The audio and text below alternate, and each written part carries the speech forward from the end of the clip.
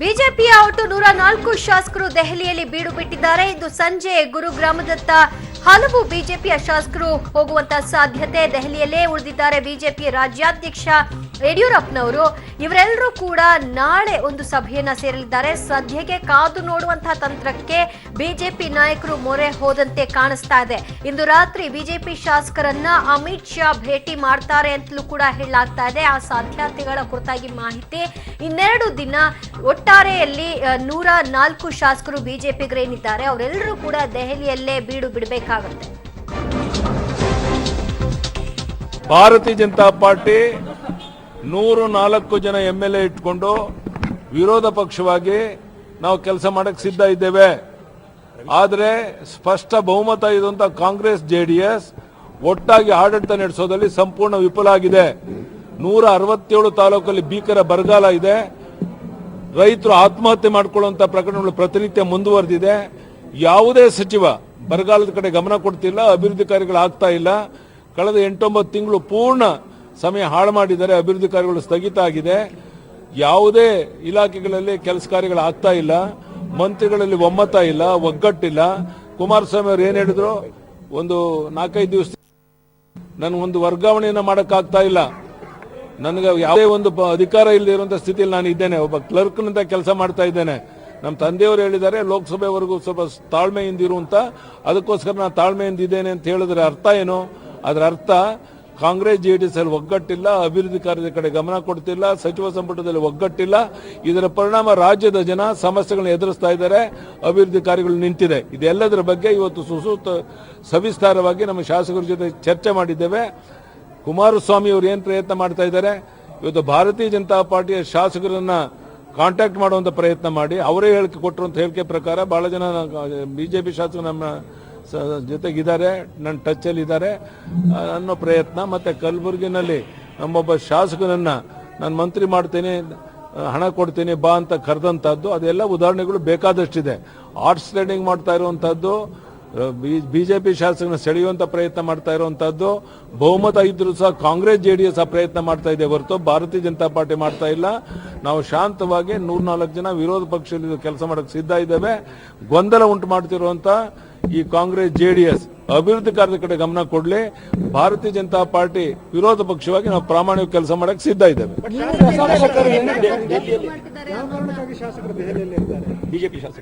ನೋಡಿ, ನಿನ್ನೆಯಿಂದ ಇವತ್ತುವರೆಗೂ ಲೋಕಸಭಾ ಕ್ಷೇತ್ರದ ಬಗ್ಗೆ ಚರ್ಚೆಗಳಾಯಿತು. ಬಹುತೇಕ ಯಾರ್ಯಾರು ಅಭ್ಯರ್ಥಿಗಳಾಗಬಹುದು ಅನ್ನೋದ್ರ ಬಗ್ಗೆನೂ ಸಲಹೆಗಳನ್ನು ಅವರಿಂದ ಪಡೆದಿದ್ದೇವೆ. ನಾಳೆ ನಾಡದಿಂದ ನಮ್ಮ ಕ್ಷೇತ್ರಗಳಿಗೆ ಹೋಗಿ 28 ಲೋಕಸಭಾ ಕ್ಷೇತ್ರದಲ್ಲಿ ನಮ್ಮ ಕೆಲಸಗಳನ್ನು ಪ್ರಾರಂಭ ಮಾಡೋಕೆ ಯಾವ ರೀತಿ ಸಿದ್ಧತೆಯನ್ನು ಮಾಡ್ಕೋಬೇಕು, ನಮ್ಮ ರಾಷ್ಟ್ರೀಯ ನಾಯಕತ್ವ, ಪ್ರಧಾನಿಯವರು ರಾಷ್ಟ್ರೀಯ ಅಧ್ಯಕ್ಷರಿಗೆ ಸೂಚನೆ ಕೊಟ್ಟಿದ್ದಾರೆ. ಅದರ ಆಧಾರದ ಮೇಲೆ ಏನೇನು ಕಾರ್ಯಕ್ರಮಗಳಿದೆ ಅದನ್ನು ಸುಸೂತ್ರವಾಗಿ ನಡೆಸಬೇಕು ಅನ್ನೋದ್ರ ಬಗ್ಗೆ ಚರ್ಚೆ ಮಾಡಿದ್ದೀವಿ ಹೊರತು ಒಂದು ಕ್ಷಣ ನಾವು ವ್ಯರ್ಥ ಮಾಡಿಲ್ಲ. ಬಂದಿರುವಂತಹ ಶಾಸಕರು ಬಹಳ ಸಂತೋಷದಿಂದ ಎಲ್ಲ ಅದರ ಕಾರ್ಯಕ್ರಮದಲ್ಲಿ ಭಾಗವಹಿಸಿದ್ದಾರೆ. ಇನ್ನೊಂದು 4-5 ಜನ ಬೆಂಗಳೂರಿಗೆ ಹೋಗಿದ್ದಾರೆ, ಅವರು ಸಹ ನಾಳೆ ವಾಪಸ್ ಬರ್ತಾರೆ. ಇನ್ನು ನಾಳೆನೂ ಇಲ್ಲಿದ್ದು ನಂತರ ನಾವೆಲ್ಲರೂ ಸಹ ನಮ್ಮ ಕ್ಷೇತ್ರಗಳು ಹೋಗ್ತೇವೆ. ನಾಳೆ ಹೋಗ್ತಾ ಇದ್ದೀರಾ ಸರ್? ನಾಳೆ ಹೋಗ್ತಾ ಇದ್ದೀರಾ?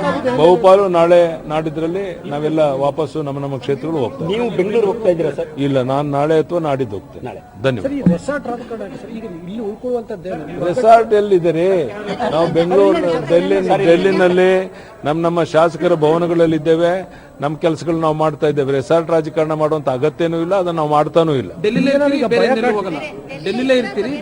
ಡೆಲ್ಲಿನಲ್ಲಿ ಇರ್ತಾರೆ, ಕೆಲವು ಗುರ್ಗಾಂವ್ ಆ ಕಡೆ ಎಲ್ಲ ಹೋಗಿ ಬರ್ತೀವಿ ಅಂತಾರೆ, ಹೋಗಿ ಬರ್ತಾರೆ ಅಷ್ಟೇ. ಯಾರೋ ಎಲ್ಲಿಯೋ ಆಪರೇಷನ್ ಕಮಲ ಮತ್ತೊಂದು ಮಾಡ್ತಾರೆ ಅಂತ ಹೇಳೋದು ಇದು ಸತ್ಯಕ್ಕೆ ದೂರವಾದಂತ ಮಾತು.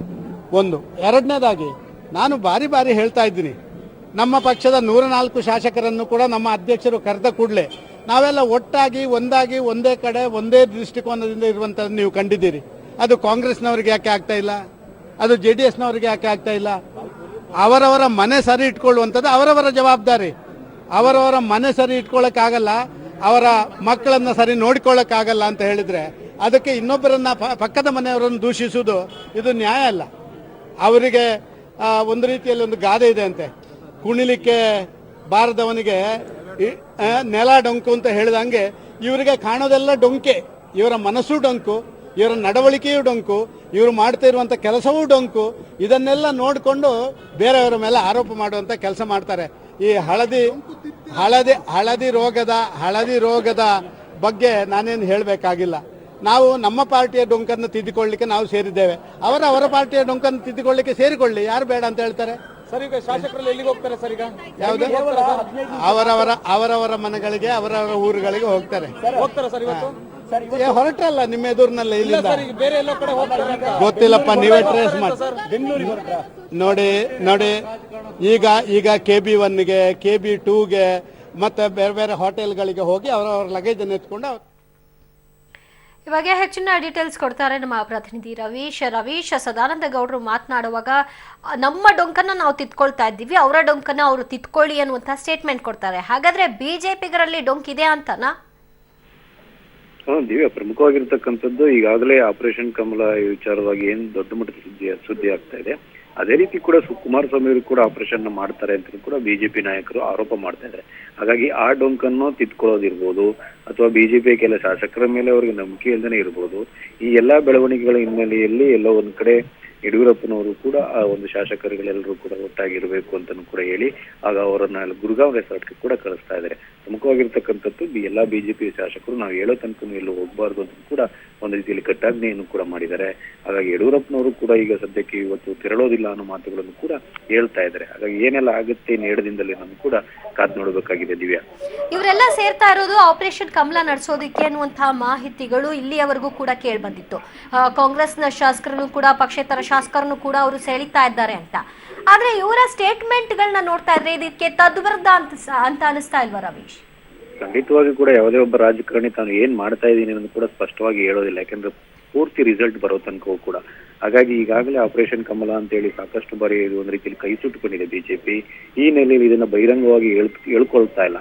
ಇದ್ರ ಜೊತೆಗೆ ಈ ಒಂದು ಕೆಲ ಬಿಜೆಪಿಯ ಶಾಸಕರು ಅಂದ್ರೆ ಇಬ್ಬರು ಬಿಜೆಪಿ ಶಾಸಕರ ಜೊತೆ ಎಲ್ಲೋ ಕಾಂಗ್ರೆಸ್ನ ಶಾಸಕರು ಒಂದು 12 ಜನ 14 ಜನ ಈ ರೀತಿ ಇದ್ದಾರೆ ಅನ್ನೋ ಮಾತುಗಳು ಕೂಡ ಕೇಳಿ ಬರ್ತಾ ಇದೆ. ಅದು ಯಾವುದೂ ಕೂಡ ಇನ್ನೂ ಕೂಡ ಕ್ಲಾರಿಫೈ ಆಗಿಲ್ಲ. ಜೊತೆಗೆ ಅದನ್ನ ಕ್ಲಾರಿಫೈ ಕೂಡ ಈ ಒಂದು ಬಿಜೆಪಿ ನಾಯಕರು ಕೂಡ ಮಾಡ್ತಾ ಇಲ್ಲ. ಆದ್ರೆ ಯಡಿಯೂರಪ್ಪನವರು ಎಲ್ಲೋ ಒಂದ್ ಕಡೆ ಇಷ್ಟು ದಿನಗಳ ಕಾಲ ಲೋಕಸಭಾ ಸಿದ್ಧತಾ ಸಭೆ ಅಂತ ಏನ್ ಹೇಳ್ತಿದ್ರು, ಆದ್ರೆ ಈಗ ಎಲ್ಲೋ ಒಂದ್ ಕಡೆ ನಮಗೂ ಕೂಡ ಒಂದ್ ರೀತಿಯಲ್ಲಿ ಆಪರೇಷನ್ ಕುಮಾರಸ್ವಾಮಿ ಅವರು ನಮ್ಮ ಶಾಸಕರು ಆಪರೇಷನ್ ಮಾಡೋದಕ್ಕೆ ಮುಂದಾಗಿದ್ರು. ಈ ಕಾರಣದಿಂದಾಗಿ ನಾವು ಒಟ್ಟಾಗಿ ಸೇರ್ತಾ ಇದ್ದೇವೆ, ನಮ್ಮ ಶಾಸಕರು ನಾವು ಭದ್ರ ಮಾಡ್ಕೊಳ್ತಾ ಇದ್ದೇವೆ ಅನ್ನೋ ಮಾತುಗಳನ್ನು ಕೂಡ ಈಗ ಬಹಿರಂಗವಾಗಿ ಹೇಳೋದಕ್ಕೆ ಶುರು ಮಾಡಿರ್ತಕ್ಕಂಥದ್ದು. ದಿವ್ಯಾ, ಥ್ಯಾಂಕ್ ಯು ರವೀಶ್ ನಿಮ್ಮೆಲ್ಲ ಮಾಹಿತಿಗೆ.